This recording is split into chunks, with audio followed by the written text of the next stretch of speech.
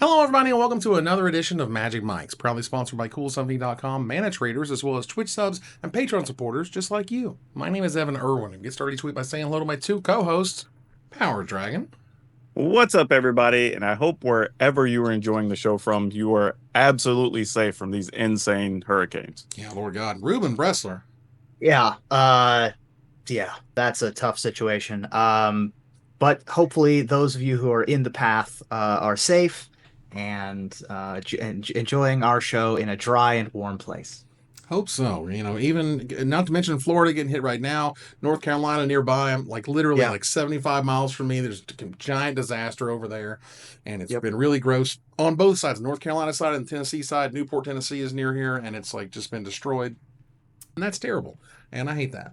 But that said, if you missed our pre-show with all of our crazy antics, patrons get access to our extended version right after the show is done. And we kick it off with our first pick and our promo code reminder. Visit CoolStuffInc.com. That's right. And use promo code MagicMics to save 5% off anything in the store. Singles, sealed, supplies, whatever your heart desires. Get 5% off by using promo code MagicMics. And support your favorite streamer with your suggestions at the end of the show to see who we raid tonight on Twitch. Thanks to CoolStuffInc.com, where you can find cool stuff in stock every single day. Now, our first pick this week is, and again, let's just get it out there. It's kind of a slow news week. Not every week is going to be packed with crazy Wizards took over a format stuff. I'm good with it, and I'm totally okay with that too. But that said, our first picker, we'll talk a little bit about Extra Life. They unveiled the Extra Life setup for the charity products and whatnot. And let's go ahead and bring these up here.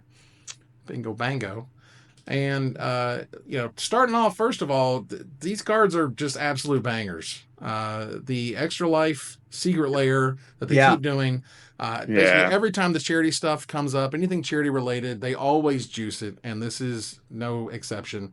Mana Geyser is fine, Lightning Bolt is good, Delayed Blast Fireball is super cool, but no, Fierce Guardianship by itself is worth more than they're charging for this whole collection of cards. Yeah. So $30 for non-foil, you've literally already made your money back and then some. Right. So they give you all the incentive to buy this, and I think that's fantastic. And also, if you like throwback 8-bit video games over, these are captured perfectly with for sure the little bubbly looking explosions and the whole 9 yards. They got this one exactly right for what they're trying to promote. They look great. Delayed Blast Fireball is $12? Jesus. Yeah. Christ. Yeah. I was going to say that these are not chump change magic cards. The Lightning Bolt is, but Mana Geyser but Lightning Bolts always get used and always sell. Always worth money. Lightning Bolts Mana Geyser is a card that people want to play for Commander. Mm-hmm. Delayed Blast Fireball is a $12 card. As you mentioned, it sees some amount of play across formats. And, and then, of course, Fierce Guardianship, big deal. I'll be damned. Okay, well, that's super rad. I didn't even know this card existed. As a guy to play Commander, I didn't know what Delayed Blast Fireball even did. So that's good to know. And for our audio listeners who don't know, like me, it's 2 red and generic mana for a rare instant that showed up originally in the Commander Legends Battle for Baldur's Gate set. It's an instant that deals 2 damage to each opponent and each creature they control. If this spell was cast from exile, it deals 5 damage to each opponent and each creature they control instead, and you can foretell it for 2 red and 4 generic mana. That means during your turn, you may pay 2 generic mana and cast this card from your hand face down. Cast it on a later turn for its foretell cost. So you're really paying 8 mana to 5 and 5 their face or whatever, which is fantastic. And I can see how this is worth a bunch of money now that I read all this out loud. You can also sneak it out from exile in a lot of interesting ways. It's real good with Abbot of Carol Keep and things like that in the Vintage Cube. Nice. It's just a good card. And not to mention that it's already just an instant speed pyroclasm. So dang it. And it's 3 mana, it's not 2 mana, so you can't put it on Isochron Scepter. Sure. Just thinking. Hey. All right, fine. Do busted things. So that's great. And again, Lightning Bolt. I remember at one point, Ben Blyweiss was talking about Lightning Bolt. This was 15 years ago or whatever. And he was just like, Lightning Bolt's worth $1. Every Lightning Bolt they ever print in a million years, doesn't matter, will always be worth a minimum $1. I don't care where it's from or what it's in. Yep. So and again, obviously they're worth more based on promo and so on. But that was real. Pixel perfect. I love all pixel things too. So This is just Same. this is just screaming all the things I enjoy. I'm a pixel gamer in Marvel Snap. I know. I'm a pixel gamer in Marvel Snap though. I love these. They look like the final bosses in a Mario game. They're perfect for Extra Life because that's what we're doing here. I mean, the Pixel Bolus, right, is also insane. Yeah. Pixel Bolas is the bad guy. You've got Pixel Ajani as the one who's like guiding you through the adventure. It's Fabolthup who's your character in the adventure. It's delightful. It's delightful. And I did that wrong earlier. Sorry. The non-foil is $39.99 and then the foil is $49.99. Again, we literally just explained that you're still making off your money back and then some. Which isn't always the case. Remember back when the Lord of the Rings Secret Lair and the cards were worth like 16 cents? That's not happening here. Yeah, and these go on sale October 14. So they're only up for a month from October 14 to November 17. Now, they haven't mentioned anything about there being limits or whatever. No, like first come, first serve stuff. Normally, charity is print to order. Yeah. You'll get it later, but it's going to be print to order, which I certainly hope it is here. Just because they don't put a limit on how much money they can raise, which is great. But either way, they're also doing more. And I don't know if they've done a lot of this in the past. Feel free, chat, to print or let me know. But they're printing like T-shirts, playmat, pins, a sticker, which you can get from extralifeshop.com, which I thought was pretty rad. And the you can get them in MTG Arena. Yeah. Which is crazy. So you can buy them with gems, which is something they haven't done before. Well, for digital swag, right? So yeah. The Pixel Johnny Avatar and sleeve bundle for that $1,100. And for what it's worth, people are going to be honest, like, you're just shilling for Wizards. Dude, it's the slowest news week, all right? We're going to talk about this more than usual. They got a really cool logo sleeve and a Fibble Tip sleeve, but my sleeve, I think, will always be the scratched up Magic the Gathering back one. Yeah. Ever since that came out, that's been the only thing I've ever used because it's brilliant. But also Beetle and Grimm's jumping in on the mana tokens. These are pretty pricey sets. But that's what Beetle and Grimm's is. But they're nice. Real nice. But it's real nice, which is really cool. And these things are rad. They have 10 unique aluminum tokens, 5 spin down dice, 5 metal +1/+1 counters with +3/+3 on the other side, 2 double-sided condition counters, and 1 metal life counter. And so $55 or $49.50 if you pre-order them. So.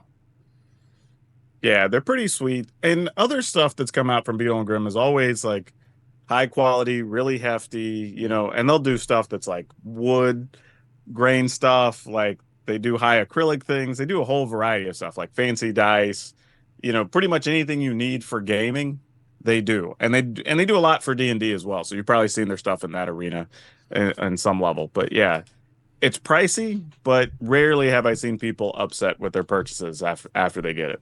I mean, it's sort of like the Lexus model, right? Like, they sell millions of Toyotas, but Toyota also has Lexus in case you want a higher brand, a higher quality, you're getting what you pay for type thing.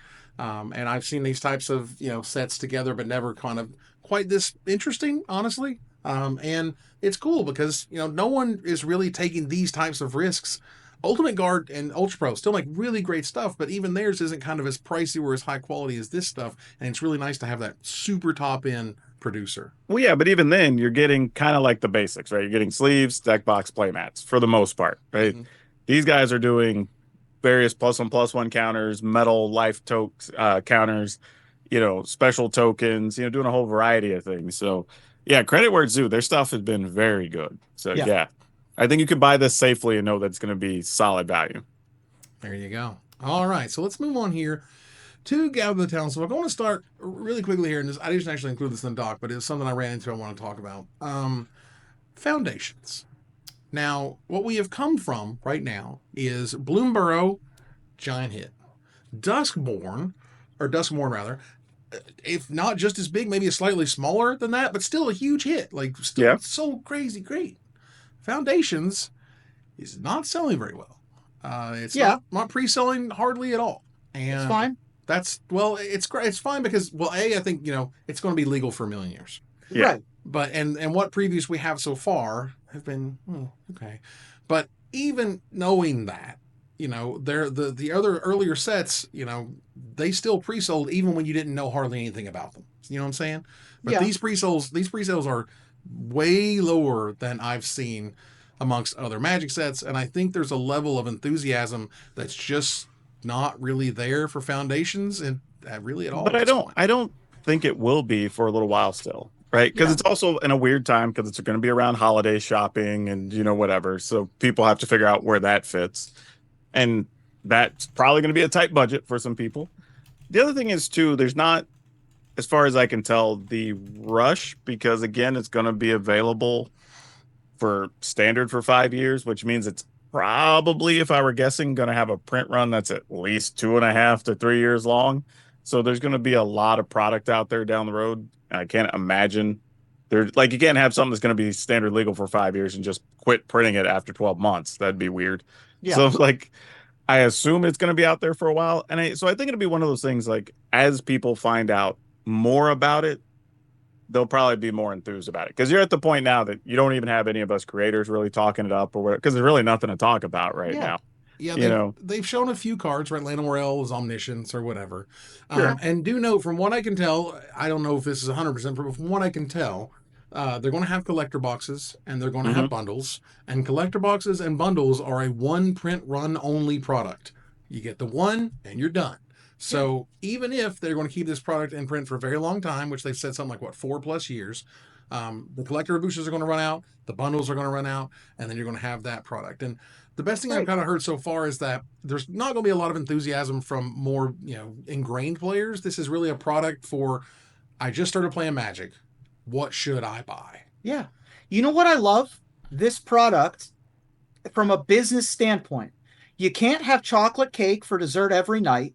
You can't hit a home run at every at-bat. And you can't have a blowout. You can't have the best set ever every set.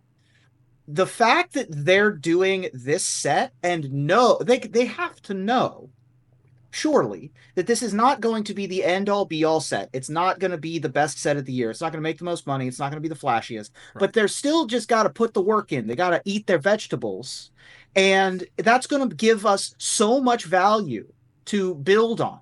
This is we're not drafting the flashy wide receiver in the first round. We're drafting an offensive lineman who's from Idaho and won't get in trouble, and he'll be a Pro Bowler 10 times in 12 years. That's what we're getting with Foundations. So the fact that we're even doing this is such a departure from here's a secret lair every week, and here's every IP that we've ever heard of coming out, and here's every cash grab we can possibly think of. This is what I want. I want a 2-month break that we have, and then I want kind of a humdrum, not super exciting set. I want this.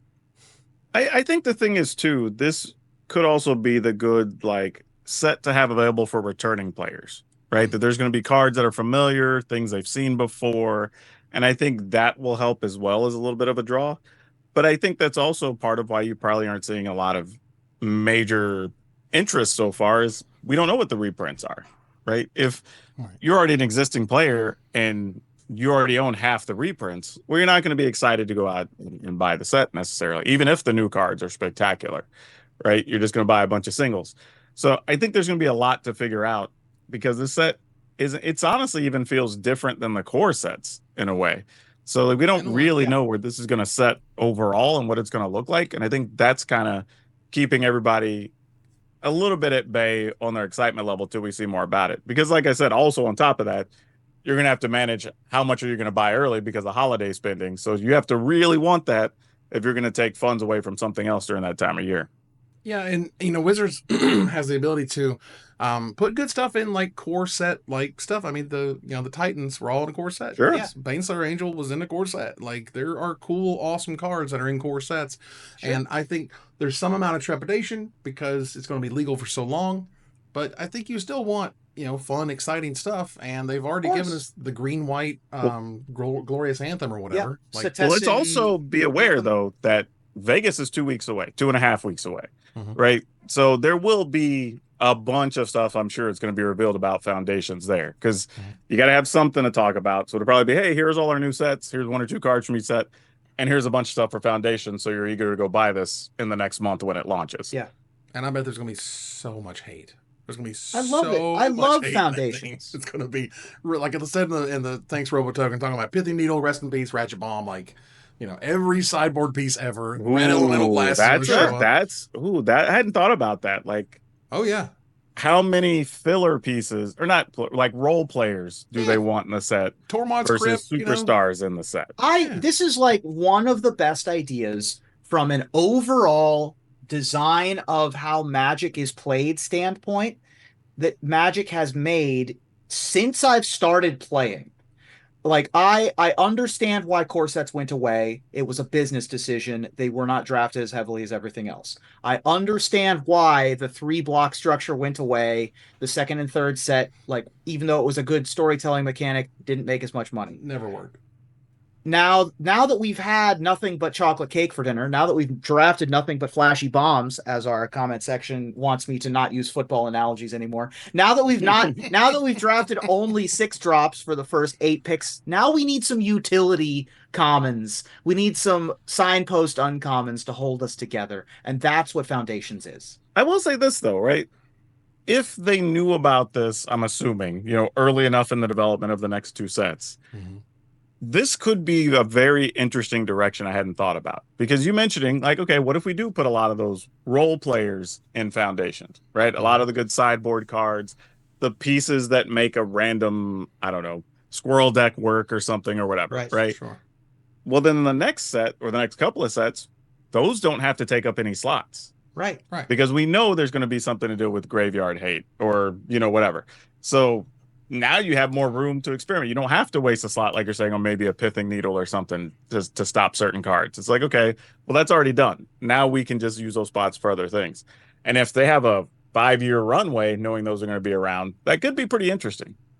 Yeah, I need a core Firewalker with first strike, please. Get out of here. Really use that. I am so tired of mono red, dude. You have no idea. Core Firewalker's a bridge too far. I would be okay with like. I mean, look, even with that stupid monstrous like aura spell thing, you know what? That would stop core Firewalker anyway. If you at least give me hexproof from red, I think that's still fine. It doesn't even have to be full protection. But if you give me hexproof from a color, I think that's also useful. Burton Forge Center, I don't think is enough. Core Firewalker was enough in its day. Yeah. But I think you need a little something, maybe just a little something. What about a fog?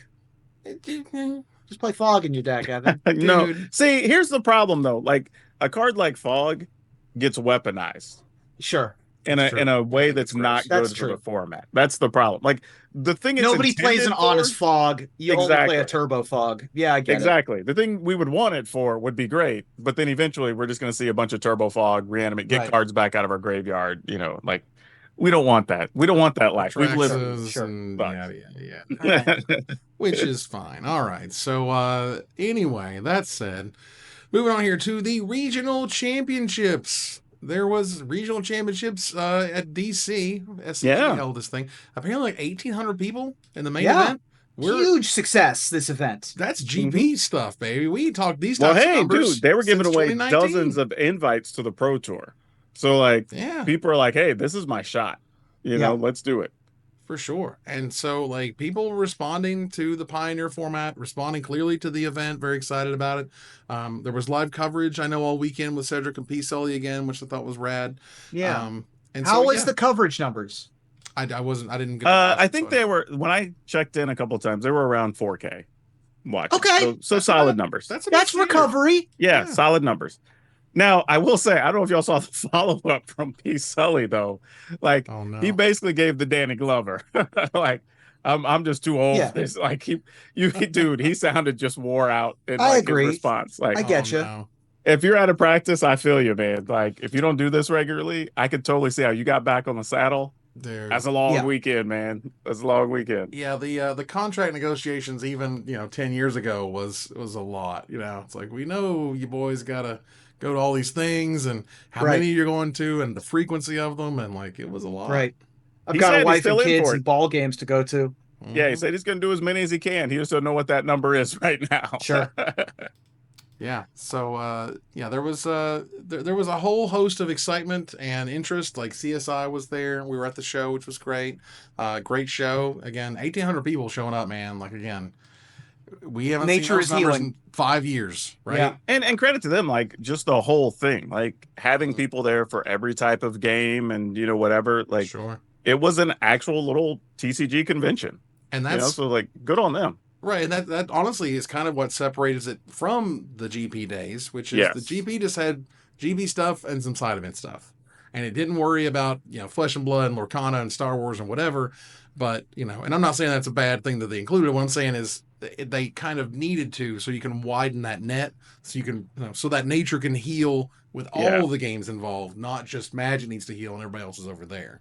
In a way, I also want this to be a thing for all the people who said, "Oh, we just need to bring back Grand Prix, just a big competitive Magic event." But no, we don't. Like, look how well people responded to this. Look how well people respond to the Command Fest and the Magic Cons or whatever. Like, that format does not work in today's gaming. It just doesn't. It's not as profitable. You got to have more stuff for people to do. You got to be able to get the people in that aren't super competitive. Yeah, you gotta. And we have enough examples now. Like, this is the way. Like, we ain't going back. So that was very exciting, lots of fun, and congrats to all those who competed and got their chance to be at the Pro Tour. We want our first pick here to gather the townsfolk, thanks to our sponsor, Mana Traders. Get them up on the screen right now. The best tool to enhance your Magic Online experience.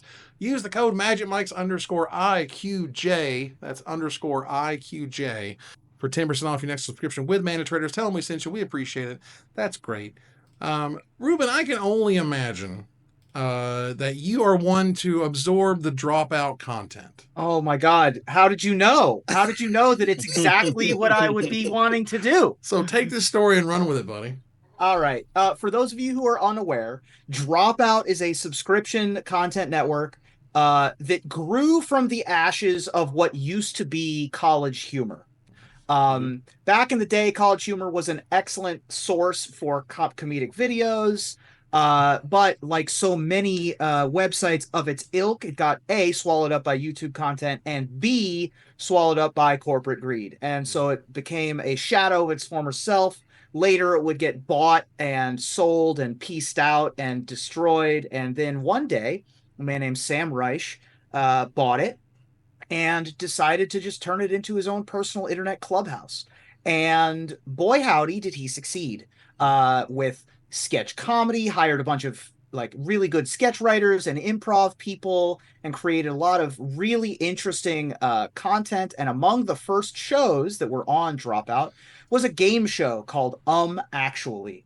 Actually is a show with the basic tenet of which is nerds care about a lot of things, but the number one thing that they care about is correcting people.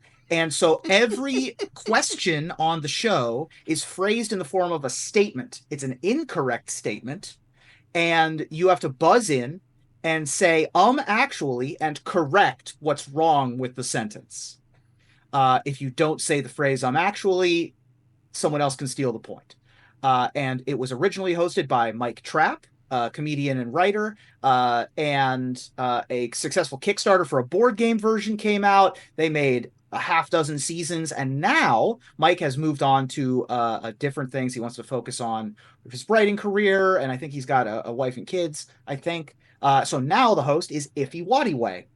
Iffy has been popping up on a lot of Commander shows recently.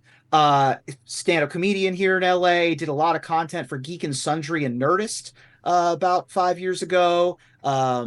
He's well known in the nerd content community, and he's also taken over Actually. So he's the new host, and they're going to be doing an episode of Actually at Vegas. This is the big exciting part of this at the Magic Fest. Mm-hmm. So Iffy is going to be hosting with Brian David Gilbert in the fact checker booth. He's sort of like the sidekick of the show. But also in the fact checker booth is going to be MTG historian Brian David Marshall.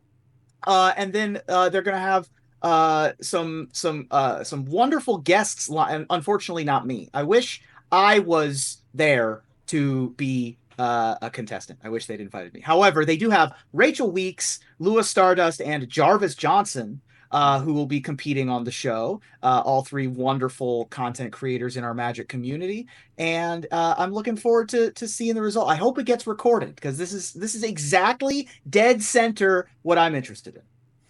Dude, I'm with you. Like, I'm mad I didn't get picked. That's my only problem with this. Like we're right here, okay? Dude, like, we're right here. literally, like, I love game shows.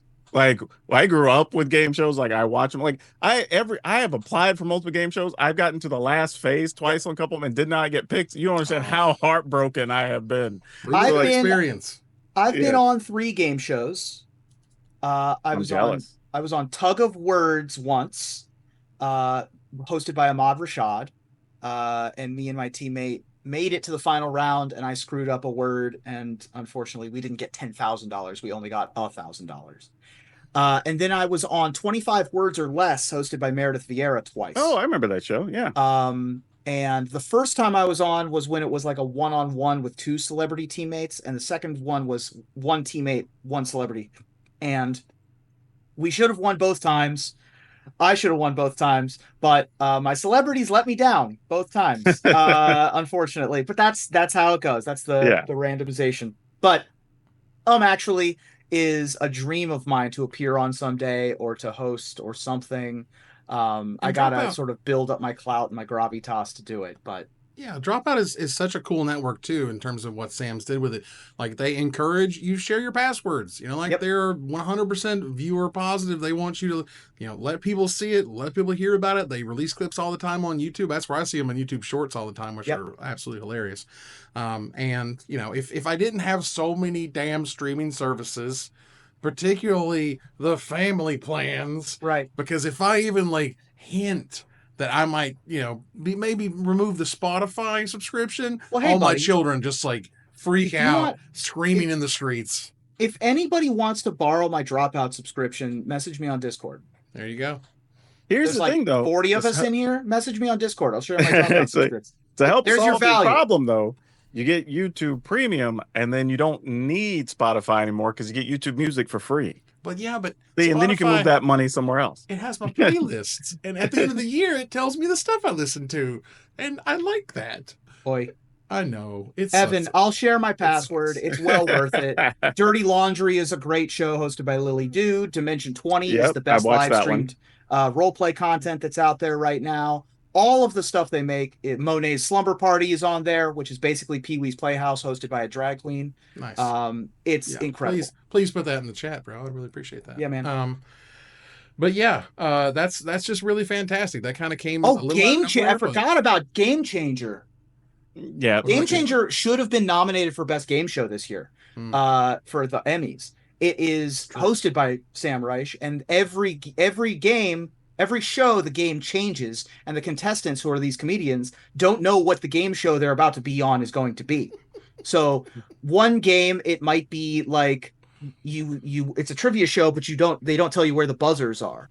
And then another game show, it might be like a weird version of charades. And then one time they locked the contestants in a room, and it was a surprise escape room, like that kind of vibe. Oh man, listen, Brennan Lee Mulligan I'm just such a gigantic fan of this dude. Yeah. I have seen so many hilarious bits from Game Changer by him, and they are absolutely hilarious. And I think he's getting some roles in Hollywood a little bit. Oh, nice. I think so. I want to say I've seen him is he in the new Saturday Night Live movie? No. Is that a different person? I think somebody else. Different person. But either way, he is a fantastic, actor, comedian, writer, and so on. Fantastic. So anything they can do, and this I think probably came from. Who did somebody say something about Dropout at one point to Wizards, or Dropout said something? Probably like we would love to work with Wizards, or Wizards. The crossover between MTG, Magic the Gathering community, and Dropout is large. A lot of them play Magic. Right on. Yeah. If he's played Magic forever, used to have a Magic show on Geek and Sundry 8 years ago. And has been a member of recently. Erica Ishii, who is a voice actor and is on a bunch of their stuff, plays Magic too. They all and then other guests in the past on shows like Actually, they've had Jimmy Wong. They've had people who play Magic on the show. So Well, there you go. Yeah, another thing I would say too is I hope Wizard stays on this path, because previously we did a Family Feud style show, right? And that went over well. And then they did it again, I think in Amsterdam or whatever. So there's a lot of downtime on the main stage. So it would be cool if they filled it with more of these interactive game show type things that people can just come watch their favorite Magic personalities or celebrities, whatever, do this thing. Because it's not a crazy production to pull off. and it's fun, it's interactive, it fills the downtime, it gives these personalities a way to show themselves out there a little bit to the public. Like, yeah, I hope they find more shows to do, honestly, and just keep running them back. You know, one of the things that me and Carrie have been watching that we've enjoyed is a show called The Floor. Rob Lowe is the host of that one, and it's very simple, very straightforward show. You have a topic, someone else has a topic. If you challenge them, you have to take on their topic, and if you win, you kind of absorb their space on the board, on the floor, as it were. And it's just people, like, 30 seconds of guessing stuff, whether it's boy band members or foods or occupations or whatever random thing it is. And you can only imagine, your instance, right? And I'm like, artists or whatever. There's a whole variety of things you can pick from. Oh man, stuff shows up on the screen. God, I want to play that now. Wouldn't that be so cool? Dude, it's crazy. So cool. I've seen where they've done bugs as a category. Yeah. We'll play the Magic Floor as a pre-show on a Tuesday. One of these days. We'll do it at some point. It's you come cool, up with the three of us will come up with one topic and challenge the other two to those topics. And see who can do it in 30 seconds. We got to come up with some way to do it, and we'll figure it out. That said, let's move on here to Praetors for Change. Power Dragon, what can you tell us about this? Yeah, so this is actually pretty cool. Again, kind of coming back to where we opened the show on just the hurricane situation. We know it's bad. This is a chance for people to try to put something together because they've been talking about, hey, how do we raise money? How do we support people? And everybody's trying to scramble. So a group of creators looks like they are putting together a thing. It's going to be on the Praetors of Change Twitch channel. And it looks like it's going to be like a weekend marathon. And they're going to take donations. They're going to do a bunch of charity raffles. Nice. The money's going to All Hands and Hearts. So it's actually pretty cool. And if you just like watching Commander, you want to see some of your favorite personalities on there, and maybe want to win something while giving money to a good charity, go check them out. # all hands on deck, which is pretty rad. And, I know some people can definitely listen to this program to get away from that harsh reality of the stuff. But we also want to say, hey, some of the community gathering and building that we can also do is to help each other out and do and participate in that stuff. Yeah, that is one of the cool things, that the Magic community has advanced to that level. And maybe just gaming in general. I won't even say just Magic, but like gamers are older, are more mature. Like we can organize things like this quicker, faster now, get them off the ground. We have enough people with experience on handling charities. So it's very cool to see that, this thing happened last weekend. A week later, there's going to be a charity where they're going to be able to donate money come Monday. So it's actually a really cool thing that it's just such a quick turnaround. And honestly, I think some of it came from Games Done Quick. Started in 2010. Bunch of nerds, bunch of gamers, nerds and gamers together, raising money, doing nerdy stuff, but that's really entertaining, at least certainly in my eyes, that helps raise money. And now we can just do this, and people aren't like, it's not new or novel per se, but it's something we can kind of rally around and get excited about, which is super rad. That said, we are going to turn the corner to the finisher. While the regional championship did draw the Sharks and the Grinders, it also drew a few real estate investors. Specifically, one player registered 2 billion card decks containing nothing but basic lands. Now, that's a fun little joke, and the player did not, in fact, bring 2 billion cards to the RCQ, but it begs the question, what's the most Magic cards you've ever seen in one place, Ruben? Well, the most cards I've ever seen in one place was at the World Series of Poker. But Magic cards? I don't know. Probably in a storage warehouse at one of the card retailers I used to work for. Oh, wait, no. Actually, it's the top of my deck in Limited because I never am not top decking lands. Always lands. Power Dragon? I mean, depending on how literal you want to be, the most Magic cards I've ever seen in one place is at a David Copperfield show in Vegas because that guy is definitely the most Magic of Magic. Very nice, very nice. Now, the most Magic cards I've ever seen in one place has to be the incredible selection of my employer, CoolStuffInc.com. You can find cool stuff in stock, every Magic card you could possibly want. Be sure to visit CoolStuff.com today, and maybe you too can see 2 million Magic cards. Use the promo code Magic Bikes, and that's where we're going with that. I love how you delivered that. That was great. Well done. You got to ramp it up when they know. People know, like, wait a minute. And you're like, no, let me get it through it. Yeah, it's gonna be great. But that ends another live episode of Magic Mike. Thanks for joining us here to discuss all things Magic. Thank you, Power Dragon. Hey, as always, good to be here, and I hope everybody has a good and comfortable weekend. Fantastic. Thank you, Ruben. Hey, everybody, the world is bad and everybody's sad, but at least we can come together and talk about Magic cards once a week. Thank you so much for coming and being a part of my life and our lives and to being a part of this community. Yeah, just past 9 years on this wacky show. And here we are.